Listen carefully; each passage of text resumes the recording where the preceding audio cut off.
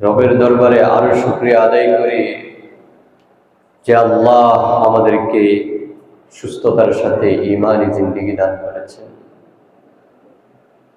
আল্লাহ আমাদেরকে ঈমানের মতো এত বড় দৌলত দান করেছেন, এজন্য সকলে দিল থেকে শুকরিয়া আদায় করে বলি আলহামদুলিল্লাহ। ঈমান এত বড় দামি, এত বড় দামি, এ কথাটা সবসময় বলি যে জান্নাতীরা যখন জান্নাতে চলে যাবে, জাহান্নামীরা যখন জাহান্নামে যাবে, জাহান্নাম থেকে বের হওয়ার আর কোনো সুযোগ থাকবে না, শুধুমাত্র একটা সুযোগ থাকবে, সেটা হলো তার ঈমান। বান্দা দুনিয়াতে থাকা অবস্থায় গুনাহ করেছে, কিন্তু তার ঈমান ছিল, এক আল্লাহর প্রতি ঈমান এনেছে, ঈমান ভঙ্গ হবে এমন কোনো কাজ সাথে সে শরীক হয়নি, তাহলে তার শাস্তি ভোগ করে সে কোনো না কোনো দিন জাহান্নাম থেকে ফিরে জান্নাতে আসতে পারবে। এছাড়া আর কোনো সুযোগই থাকবে না জাহান্নাম থেকে বের হওয়ার। তো সর্বশেষ যেই জিনিসটা কাজে দিবে, বিপদের মুহূর্তে যা কাজে আসে, সেটাই মানুষ স্মরণে রাখে, সেটাই মানুষের কাছে সবচাইতে গুরুত্বপূর্ণ বিষয় হয়ে দাঁড়ায়। এজন্য কিয়ামতের ময়দানে যখন এইদিক সেদিক ছুটাছুটি করবে মানুষ, সেই দিন যেই জিনিস মুক্তি দিবে সেটা হলো ঈমান। যার ঈমান থাকবে, যার কলব ঈমান দ্বারা ভরপুর থাকবে, যার কলবের মধ্যে সরিষার দানা সমপরিমাণ ঈমান থাকবে, আল্লাহ তাকে, আর ঈমান এত বড় দামি জিনিস আল্লাহ আমাদেরকে দান করেছে। আল্লাহ তাআলা কোরআন মাজিদের মধ্যে বলেন, ওয়াল্লাযীনা কাফারু আ'মালুহুম কাসারাবিন বিকিআতিন ইয়াহসাবুহু যামআনু মাআ। যে যারা কুফরি অবলম্বন করেছে, যারা কাফের হয়ে গিয়েছে, যারা আল্লাহকে বিশ্বাস করে না, আল্লাহর প্রতি ঈমান আনে না, নবীজি সাল্লাল্লাহু আলাইহি ওয়াসাল্লামের প্রতি ঈমান আনে না, পরকালের প্রতি ঈমান আনে না, তো আল্লাহ বলেন তারা যত বড়ই ধনী হোক না কেন, সম্পদশালী হোক, তারা যত বেশি দান করুক, যত বেশি আমালে সালেহা করুক, ভালো কাজগুলো করুক সমাজের মধ্যে, রব ঘোষণা দেন, আমালুহুম কাসারাবিন বিকিআতিন ইয়াহসাবুহু যামআনু মাআ। তাদের এই সমস্ত কাজকর্মগুলো কেমন যেন এটা মরুভূমির মরীচিকার ন্যায়। কোনো ব্যক্তি যদি মরুভূমিতে চলাফেরা করে, তাহলে মরুভূমি উত্তপ্ত গরমের মধ্যে সে দূরে ঝিকিমিকি দেখতে পায়, অনেক সময় মনে হয় সফরকারী যে সে সেখানে পানি আছে, সে সেখানে গেলে পানি পাবে, তার কাছে মনে হয় সেখানে পানি আছে। আল্লাহ তাআলা বলেন, ইয়াহসাবুহু যামআনু মাআ। ওই তৃষ্ণার্ত ব্যক্তি, যে ব্যক্তি এখানে আশা করে যে সেখানে পানি আছে, কিন্তু হাত্তা ইযা জাআহু লাম ইয়াজিদহু শাইআ, যখন বান্দা সেখানে যায় আর গিয়ে দেখে পানি নেই। যারা ঈমান আনেনি, যাদের কলবের মধ্যে ঈমান নেই, তো তারা যত কাজই করুক রবের কাছে কোনো দাম নেই। একজন মানুষের কাছে শুধুমাত্র ঈমান আছে, কিন্তু আর কোনো কিছুই নেই, সে ধনী না, গরিব মানুষ, নিতান্তই গরিব মানুষ, কিন্তু তার কাছে ঈমান থাকার কারণে সে আল্লাহর কাছে অনেক বড় দামি। আল্লাহর কাছে তো দামি, পৃথিবীর মানুষের কাছে সে দামি থাকে, আখিরাতে তার দামি।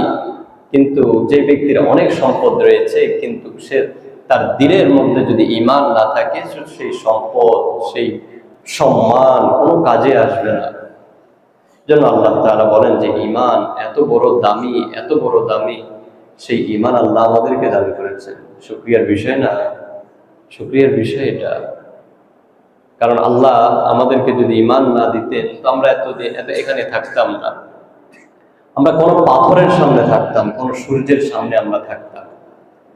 সূর্যের সামনে সূর্যকে সিজদা করতে করতে করতে করতে আমাদের জীবন বিলীন করে দিতাম, কিন্তু আল্লাহ আমাদেরকে ঈমান দান করেছেন।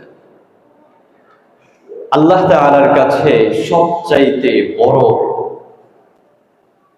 ইবাদতগুলোর মধ্যে একটি হলো দোয়া। নবীজি সাল্লাল্লাহু আলাইহি ওয়াসাল্লাম বলেন, আদ-দুআ ওয়াল ইবাদা, দোয়া ইবাদত। নামাজ যেমন ইবাদত, রোজা যেমন ইবাদত, আল্লাহ তাআলার কাছে দোয়া একটা স্বতন্ত্র ইবাদত। মানুষ নামাজ পড়ে ঠিক আছে, কিন্তু দোয়া করতে চায় না। হযরত ইব্রাহিম আলাইহিস সালাতু ওয়াস সালাম যখন কাবা নির্মাণ করলেন, তিনি এবং তার ছেলে হযরত ইসমাঈল আলাইহিস সালাতু ওয়াস সালাম যখন কাবা নির্মাণ করলেন, তো কাবা নির্মাণ করার পর, এত বড় ফজিলতপূর্ণ একটি কাজ করার পর কি করলেন? দুইজন মিলে আল্লাহর কাছে দোয়া করলেন। এই জন্য দোয়া করলেন, আল্লাহ আপনি যেভাবে চেয়েছেন সেভাবে করতে পারিনি, আপনার চাওয়া অনুযায়ী করতে পারিনি, রব আপনি কবুল করে নেন, আপনি আমাদেরকে কবুল করে নেন, আমাদের কাজটা কবুল করে নেন।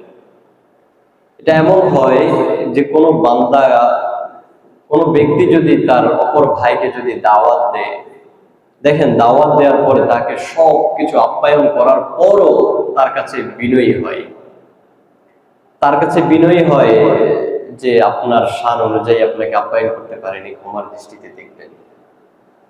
তো আল্লাহর এত বড় ইবাদত করার পরে রবের কাছে বিনয়ী হওয়া যাবে না যে রব আপনার শান অনুযায়ী ইবাদতটা করতে পারিনি, আপনি কবুল করে নিন। কিন্তু আমরা সেখান থেকে দূরে। নবীজি সাল্লাল্লাহু আলাইহি ওয়াসাল্লাম হাদিসের মধ্যে বলেন, লাইসা শাইউন আকরামা আলাল্লাহি মিনাদ দুআ। আল্লাহ তাআলার কাছে চাওয়ার চেয়ে অধিক সম্মানিত জিনিস আর কোনো কিছু নেই। মানে আল্লাহর কাছে চাওয়াটাই হলো সবচেয়ে সম্মানী। এই চাওয়াটা যদি দুনিয়ার কোনো মানুষের কাছে চাওয়া হয় তাহলে লজ্জা, আর যদি রবের কাছে চাওয়া হয় তাহলে সে সম্মানী।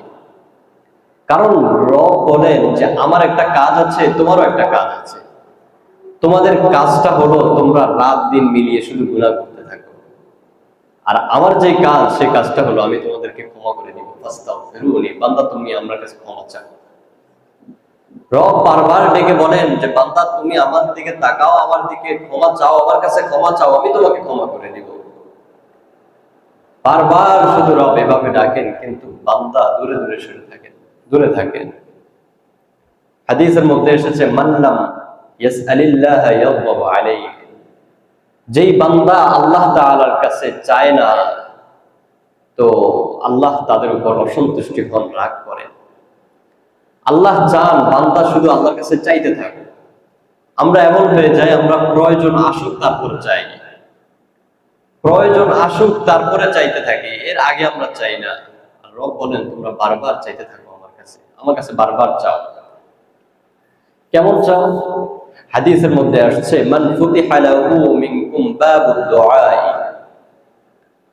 তোমাদের মধ্য থেকে যার জন্য দোয়ার দরজা খুলে দেওয়া হয়, আল্লাহর বান্দাদের মধ্য হতে যাদের জন্য দোয়ার দরজা খুলে দেওয়া হয়, যে সে শুধু চাইতেই থাকে আল্লাহর কাছে। যে তার পকেটে টাকা আছে, কিন্তু সে এখন যেতে হবে বাজারে একটা লবণ কিনতে, তবুও সে চায় ভাবে যে আল্লাহ আমি এখন লবণ কিনতে যাব, আল্লাহ আমাকে লবণ কেনার তৌফিক দাও। কারণ পকেটে তো টাকা আছে, কিন্তু এই টাকা দিয়ে যে লবণ কিনতে পারবো সেটা তো জানি না। মালিক আমাকে তৌফিক দাও, মালিক তুমি আমাকে সুযোগ দাও, আমি লবণ কিনবো। আমার জুতা ছিঁড়ে গেছে, সাহাবায়ে কেরাম তো এমন হতেন, জুতার বেচার জন্য আল্লাহর কাছে দোয়া করতেন। চাওয়াটা কেমন তাদের মধ্যে ছিল, তারা শুধু চাইতেন আল্লাহর কাছে, এই জন্য তো তারা রাদিয়াল্লাহু আনহু ওয়া পেয়েছে।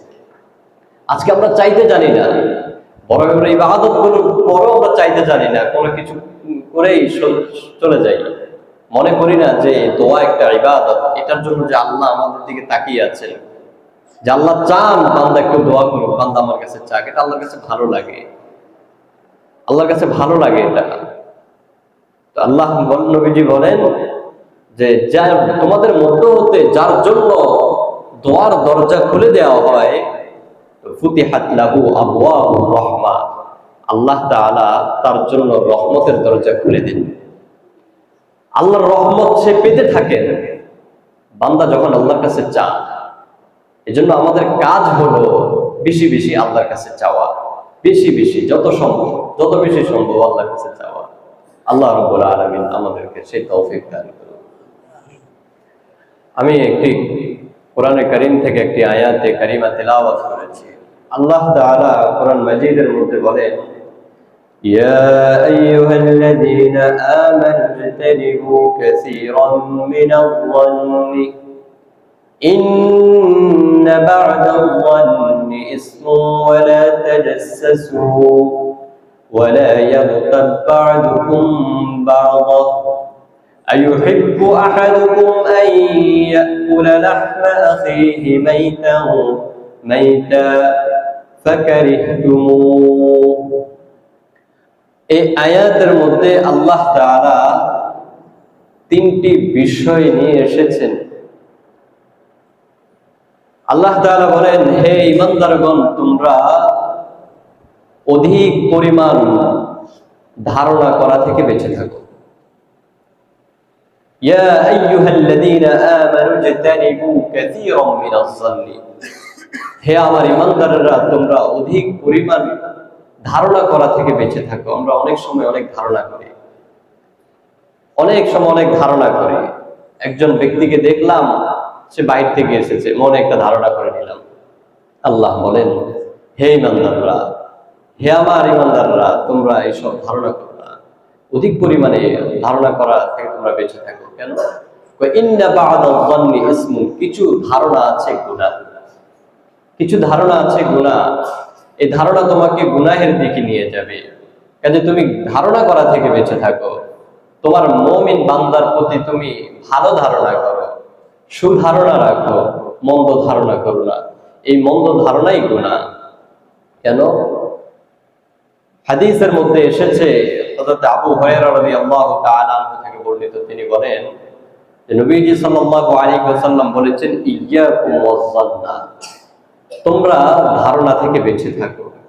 ফা ইন্নাজ-যন্না আকযাবুল হাদিস, কেননা এই ধারণাটা সবচাইতে বড় মিথ্যা। বড় মিথ্যাটাই হলো ধারণা করা। আমার মাথায় এমনিতেই গুনাহের চাপ, গুনাহের পাহাড় মাথায় নিয়ে আমি সারাদিন ঘুরি। নিজে এত গুনাহ করেছি, কখনো চিন্তা করি না যে রবের কাছে ক্ষমা চাইতে হবে। কিন্তু আমরা কি করি? অন্যের প্রতি ধারণা করে আরো বেশি গুনাহগার হতে চাই। নবীজি সাল্লাল্লাহু আলাইহি ওয়াসাল্লাম বলেন, তোমরা ধারণা করা থেকে বেঁচে থাকো। ফা ইন্নাজ-যন্না আকযাবুল হাদিস, কেননা এই ধারণা করাটাই হলো সবচেয়ে বড় গুনাহ, বড় মিথ্যা। নবীজি সাল্লাল্লাহু আলাইহি ওয়াসাল্লাম হাদিসের মধ্যে বলেন, ওয়ালা তাজাসসাসু, ধারণা তো করবাই না এবং কোন মুমিন বান্দার ছিদ্রান্বেষণ করবা না, মুমিন বান্দার পিছে পড়ো না। তোমার ভাই কি করেছে না করেছে তার তদন্তে নেমে যেও না। এক নম্বর হলো ধারণা করা তো নিষেধ করেছেন। তো অনেকে মনে করেন, ঠিক আছে, এখানে ধারণা যেহেতু হয়ে গেছে, একটু তদন্তে নামি, গবেষণা করি। তো আল্লামা তকি উসমানী হাফিজাহুল্লাহ তিনি লিখেছেন তার কিতাবের মধ্যে, মানুষ চিন্তা করে ধারণা করার পরে একটু তাকে গবেষণা করে বিষয়টাকে উদ্ঘাটন করার জন্য আর একটু পিছে নামি। আল্লাহ তাআলা ঘোষণা দেন, তাও করা যাবে না। ওয়ালা তাজাসসাসু, তোমরা মুমিন বান্দার পিছে পড়ো না। কেন? ওয়ালা তাবাগাদু ওয়ালা তাহাসসাসু, নবীজি সাল্লাল্লাহু আলাইহি ওয়াসাল্লাম বলেন, শুধু তাই নয়, তোমরা তোমার এক ভাই অপর ভাইয়ের ব্যাপারে মন্দ কথায় কানও দিও না। দেখেছেন ইসলাম কত সুন্দর। একজন আরেকজনের ব্যাপারে কথা বলছে মন্দ, তো তুমি এই ক্ষেত্রে এই সময় তুমি তার কথায় কানও দিও না, নবীজি নিষেধ করেছেন। ওয়ালা তাহাসসাসু ওয়ালা তাবাগাদু, তোমরা একে অন্যের প্রতি শত্রুতা রাখো না। কত চমৎকার কথা! একে অন্যের প্রতি তোমরা শত্রুতা রাখো না, ভালোবাসা রাখো, ভ্রাতৃত্ব বন্ধন রাখো, অটুট রাখো, একে অপরের খোঁজ খবর নাও, কিন্তু তোমরা একে অপরের প্রতি শত্রুতা রেখো না। এরপর নবীজি বলেন, ওয়াকুনু ইখওয়ানা, এবং তোমরা একে অপরের ভাই ভাই হয়ে থাকো। আল্লাহ তাআলা পবিত্র কোরআন মাজিদের মধ্যে ইরশাদ করেছেন, ইন্নামাল মুমিনুনা ইখওয়া, মুমিনরাই একে অপরের ভাই, মুসলমান একে অপরের ভাই ভাই। ফাসলিহু বাইনা আখওয়াইকুম, যখন তোমরা দেখবে তোমাদের এক ভাই অপর ভাইয়ের মাঝে দ্বন্দ্ব চলছে, তো তোমরা তাকে মীমাংসা করে দাও। ওয়াত্তাকুল্লাহ, মনে রাখবে এইভাবে যখন তোমরা একে অপরের মীমাংসা করতে যাবে তখন তোমরা আল্লাহকে ভয় করবে। টাকা খেয়ে তার প্রতি সমর্থন দিও না, সঠিক বিচার করে দিও। এজন্য একটা প্রসিদ্ধ ঘটনা, যে একবার নবীজি সাল্লাল্লাহু আলাইহি ওয়াসাল্লামের জামানায় একজন নারী, তিনি সম্ভ্রান্ত ফ্যামিলির নারী, তিনি চুরি করেছেন। তো তাকে যখন নবীজির কাছে ডাকা হলো, তাকে জিজ্ঞেস করা হলো যে তুমি চুরি করেছো, তোমার মালটা কোথায়? তিনি বলেন আমি চুরি করিনি। নবীজির কাছে ওহি আসলো, সে চুরি করেছে, তার সম্পদ ওই জায়গায় রাখা আছে। নবীজি যখন ধরে ফেললেন তখন তিনি স্বীকার করলেন। এখন চুরি করলে শরীয়তে বিধান হলো তাকে হাত কাটতে হবে। তো সবাই বারবার চেষ্টা করতেছে যেভাবে হোক, ফিদিয়া দিয়ে হোক বা যেভাবে হোক, হাত কাটাকে বন্ধ করা। নবীজি সাল্লাল্লাহু আলাইহি ওয়াসাল্লামের সেই উক্তিটা, যে নবীজি বলেন যদি আমার মেয়ে ফাতেমাও যদি আজকে চুরি করতো আমি তার হাত কেটে দিতাম। তো আল্লাহ তাআলা এটাই বলেন যে তোমরা একে অপরের ভাই ভাই, যখন তোমাদের মধ্যে কোনো সমস্যা দেখা দিবে তো তখন তোমরা একে অপরের মাঝে মীমাংসা করে দাও। মীমাংসা করার ক্ষেত্রে তোমরা আল্লাহকে ভয় করো। এই জন্য হাদিসের মধ্যে এসেছে যে নবীজি সাল্লাল্লাহু আলাইহি ওয়াসাল্লাম বলেছেন ইয়াকুম ওয়াযান্না ফা ইন্নায যান্না আকযাবুল হাদিস, যে তোমরা ধারণা করা থেকে বেঁচে থাকো। এই যে চিন্তা চেতনা তোমরা ধারণা করো মানুষের ব্যাপারে, তোমার মুমিন ভাইয়ের ব্যাপারে যে ধারণা করো, এই ধারণাগুলো করা থেকে তোমরা বেঁচে থাকো। কেন? এই ধারণা অনেক বড় গুনাহ। একটা প্রসিদ্ধ ঘটনাও আছে, পর্দার বিধান যখন নাজিল হয়েছে, তো নাজিল হওয়ার পরে নবীজি সাল্লাল্লাহু আলাইহি ওয়াসাল্লাম একবার একটা যুদ্ধে যাচ্ছিলেন। তো নবীজি যখনই কোনো যুদ্ধে যেতেন তো নবীজির স্ত্রীদেরকে সাথে নিয়ে যেতেন। তো সেই যুদ্ধে নবীজি সাল্লাল্লাহু আলাইহি ওয়াসাল্লাম আম্মাজান আয়েশা সিদ্দিকা রাদিয়াল্লাহু তাআলা আনহাকে নিয়ে যাচ্ছেন। নিয়ে যাওয়ার পর যুদ্ধ থেকে যখন ফিরে আসবেন, আয়েশা সিদ্দিকা রাদিয়াল্লাহু তাআলা আনহা হাওদা মধ্যে ওটের উপরে এটাকে বসানো হতো, তো তিনি সেখানে বসতেন। তো যুদ্ধ থেকে যখন ফেরার পথে হঠাৎ একটা জায়গায় বিরতি দেওয়া হলো, অন্ধকার হয়ে গেল, রাত হয়ে গেল। তো সবাই সবার হাজত গুলো পূর্ণ করছে। হযরত আয়েশা সিদ্দিকা রাদিয়াল্লাহু তাআলা আনহা তিনি তার হাজত পূর্ণ করার জন্য একটু দূরে গিয়েছেন, আবার এসেছেন, এসে দেখেন তার হারটা নাই, হার হারিয়ে গিয়েছে। তিনি আবার হারটা খুঁজতে গিয়েছেন। হার খুঁজতে গিয়ে আবার তিনি ফিরে এসে দেখেন যে তার নাই, কিছু নাই, সব সাথীরা চলে গিয়েছে। তিনি চাদর আবৃত অবস্থায় ছিলেন, তিনি সেখানে বসা আছেন, এর মধ্যে ঘুমিয়ে গিয়েছেন। যুদ্ধের নিয়ম ছিল যে যারা যুদ্ধ করার পর যারা চলে যাবে, পরবর্তীতে গিয়ে দেখে আসবে কোনো কিছু রেখে গিয়েছে কিনা, থেকে আছে কোনো কিছু যদি থাকে সেটাকে নিয়ে যাবে, একজন এভাবে থাকবে। হযরত সাফওয়ান রাদিয়াল্লাহু তাআলা তিনি গিয়ে দেখলেন যে মনে হচ্ছে যে কোনো ব্যক্তি বসা আছে, এখানে কোনো কিছু আছে, মানুষ মনে হচ্ছে। তিনি কাছে গিয়ে দেখলেন হযরত আয়েশা সিদ্দিকা রাদিয়াল্লাহু তাআলা আনহা। হাদিসের মধ্যে এসেছে যে তিনি পর্দার বিধান নাজিল হওয়ার আগে হযরত আয়েশা সিদ্দিকা রাদিয়াল্লাহু তাআলা আনহাকে দেখেছেন, তাই তিনি চিনতে পেরেছেন। তখন তিনি সাথে সাথে বললেন ইন্না লিল্লাহি ওয়া ইন্না ইলাইহি রাজিউন। এই শুধু এইটুকুই কথা হয়েছে। পরবর্তীতে তিনি তার ওটকে নামালেন এবং হযরত আয়েশা সিদ্দিকা রাদিয়াল্লাহু তাআলা সেখানে বসলেন। সাফওয়ান রাদিয়াল্লাহু তাআলা টেনে টেনে নিয়ে যাচ্ছেন। যখন কাফেলার সাথে যুক্ত হলেন, মুনাফিকদের সরদার আব্দুল্লাহ ইবনে উবাই ইবনে সালুল সে রটিয়ে দিল খারাপ কথা, এবং এই মুনাফিকদের দলের সাথে সরল মোনা মুসলমানরা কিছু সাহাবায়ে কেরাম যুক্ত হয়ে গিয়েছে। অনেক কথোপকথন চলতেছে। এদিকে হযরত আয়েশা সিদ্দিকা রাদিয়াল্লাহু তাআলা আনহা একটু অসুস্থ ছিলেন। নবীজি সাল্লাল্লাহু আলাইহি ওয়াসাল্লাম একবার হযরত আয়েশা সিদ্দিকা রাদিয়াল্লাহু তাআলার সাথে কথা বলাই বন্ধ করে দিয়েছেন। এক পর্যায়ে তিনি গিয়ে বললেন, হে আয়েশা, তুমি যদি এই কাজ না করে থাকো তো আল্লাহ তাআলা অবশ্যই তোমাকে এই সংকট থেকে মুক্তি করে দিবেন। আর যদি তুমি গুনাহ করে থাকো তো রবের কাছে ক্ষমা চাও, তওবা করো, তওবা করলে আল্লাহ তওবা কবুল করবেন। কিন্তু এই কথা বলার পর আয়েশা সিদ্দিকা রাদিয়াল্লাহু তাআলা হযরতে আবু বকর সিদ্দিক রাদিয়াল্লাহু তাআলা আনহুকে বললেন যে বাবা আপনি আমার পক্ষ থেকে জবাব দিয়ে দিন। এরপর বাবা উত্তর দিলেন আমি পারবো না।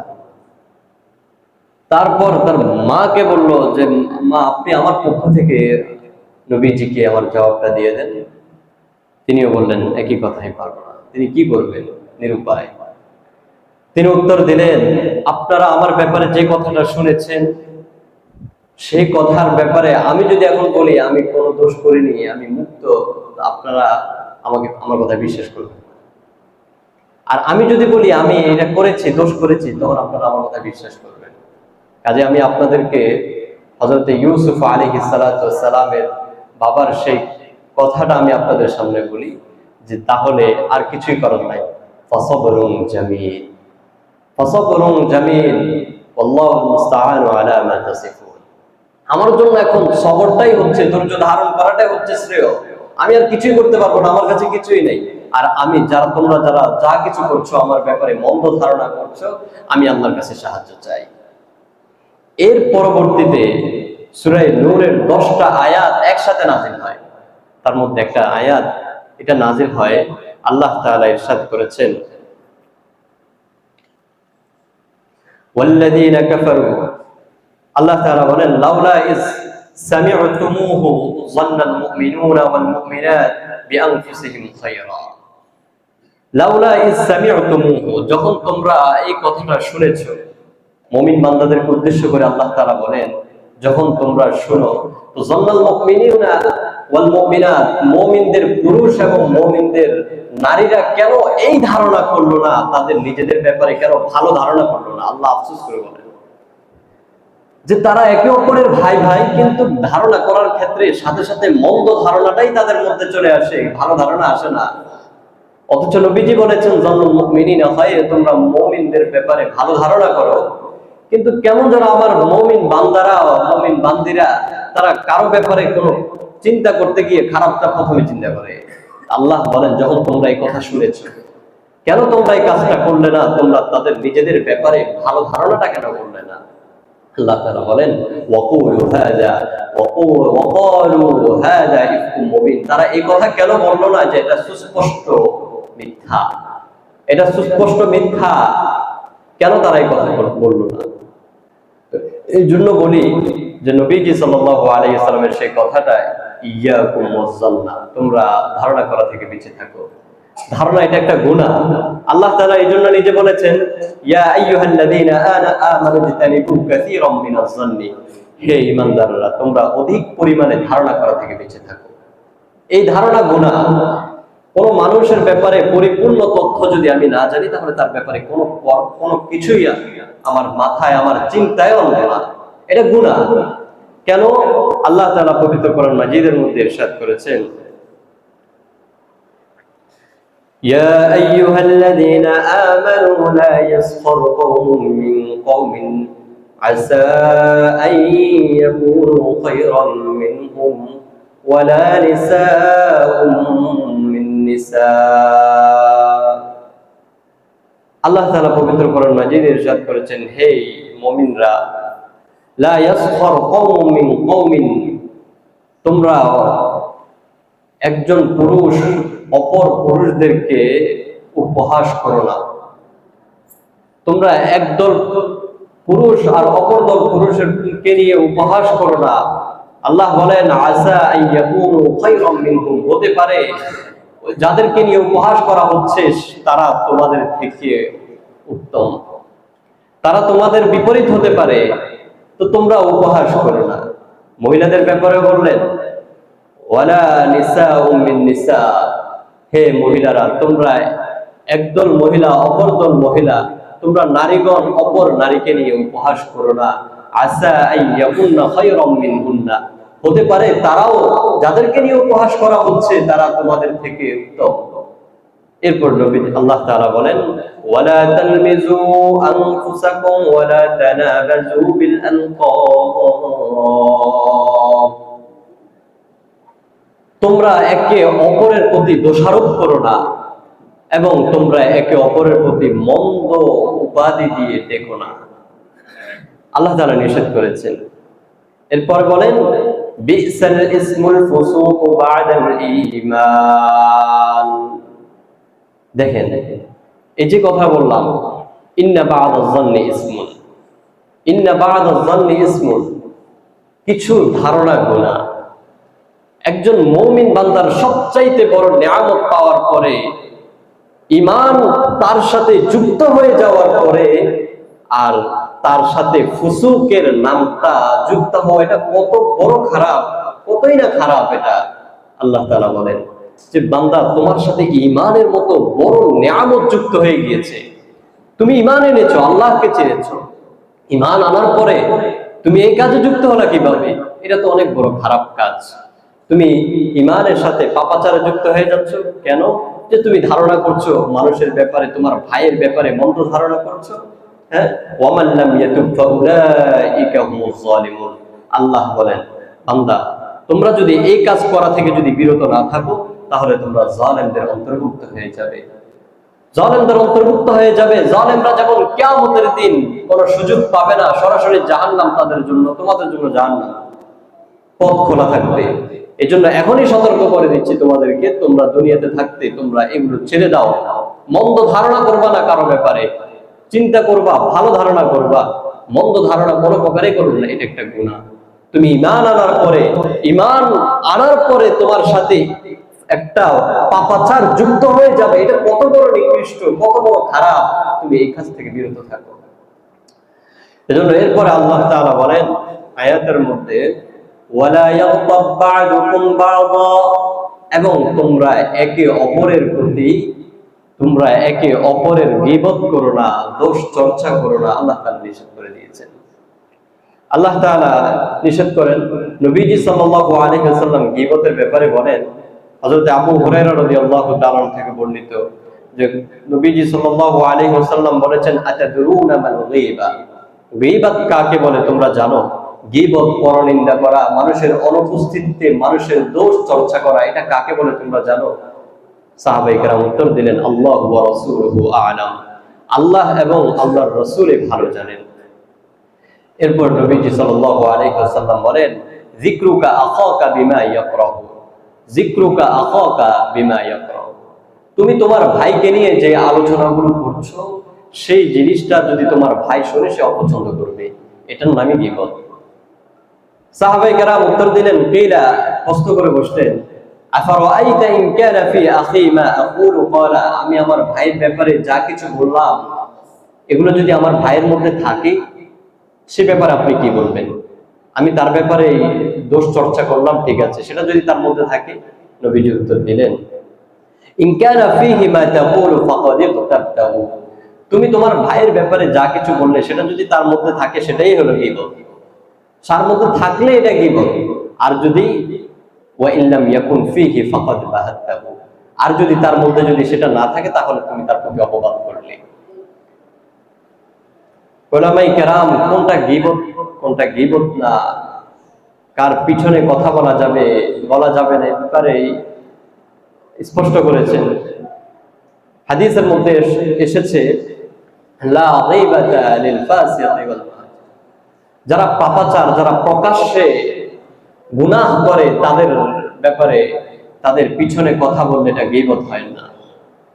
যারা স্পষ্ট মানুষকে খুন করেছে, হারামের সাথে স্পষ্ট জড়িত, দিবালকের নেই স্পষ্ট, তাদের ব্যাপারে কথা বললে এটা গীবত হবে না।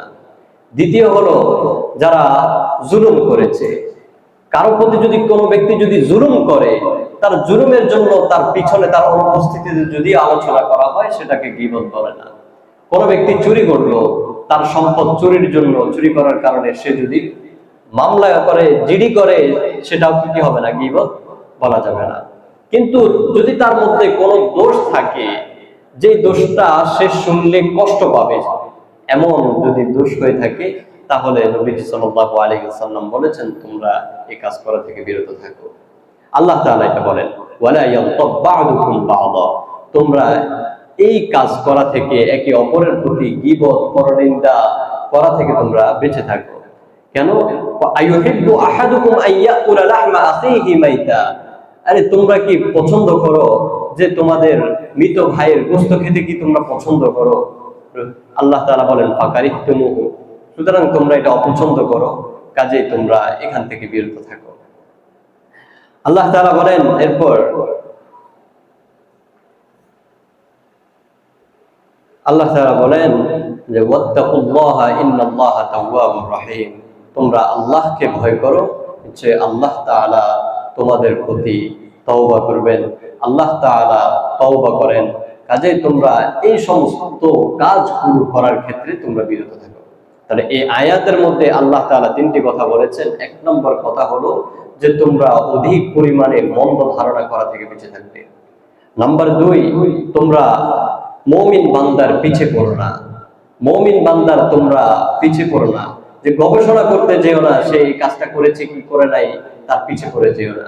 তৃতীয় নম্বর আল্লাহ তাআলা বলেন ওয়ালা ইয়াগতাব বা'দুকুম বা'দা, তোমরা একে অপরের গীবত করো না, একে অপরের তোমরা গীবত করো না।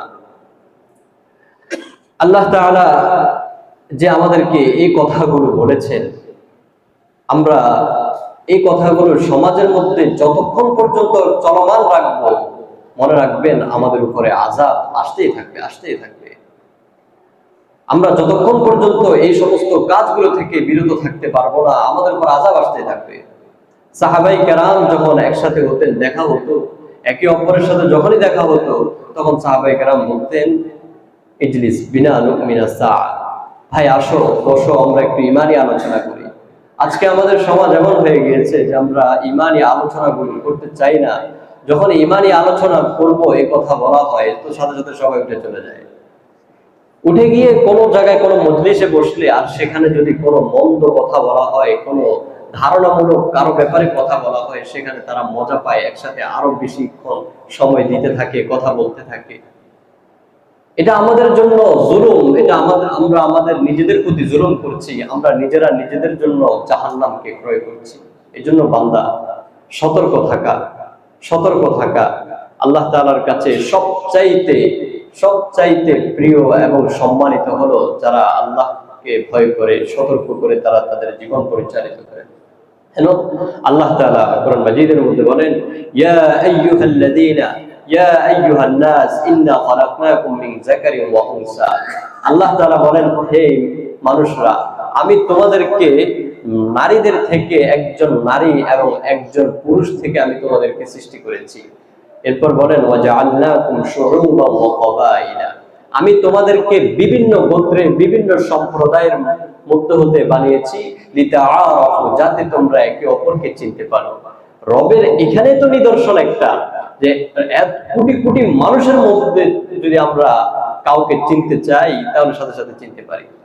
লিতাআরাফু, লিতাআরাফু, আল্লাহ এই জন্যই বানিয়েছেন, একজন অপরের জনের সাথে মিল রাখেন না, ভিন্ন ভিন্ন ভাবে বানিয়েছেন যাতে করে একে অপরকে চিনতে পারে। আল্লাহ তাআলা বলেন ইন্না আকরামাকুম ইনদাল্লাহি আতকাকুম, আল্লাহ তাআলার কাছে অধিক সম্মানিত হলো তারা যারা তাকওয়া অবলম্বন করে। শ্রেষ্ঠত্বের মানদণ্ডই হলো যারা তাকওয়াবান। যে কোন ব্যক্তি কত বড় ধনী, যে কোন ব্যক্তি সমাজের মধ্যে যে কত সম্মানী, আল্লাহর কাছে এগুলো দেখার বিষয় না। আল্লাহর কাছে শ্রেষ্ঠত্বের মানদণ্ড হবে তাকওয়া। যার ভিতরে তাকওয়া বেশি, আল্লাহর কাছে সবচেয়ে বেশি সে দামি। আল্লাহ তাআলা আমাদেরকে যা কিছু বলেছি, বিশেষ করে মন্দ ধারণা করা থেকে আমাদেরকে আল্লাহ তাআলা বেঁচে থাকার তৌফিক দান করুন। আমাদেরকে মুমিন বান্দার পিছে পড়া থেকে হেফাজত করুন। আমাদেরকে মানুষের পরনিন্দা করা থেকে দূরে রাখুন, তৌফিক দান করুন। আল্লাহ তাআলা আমাদেরকে কবুল করে নিন।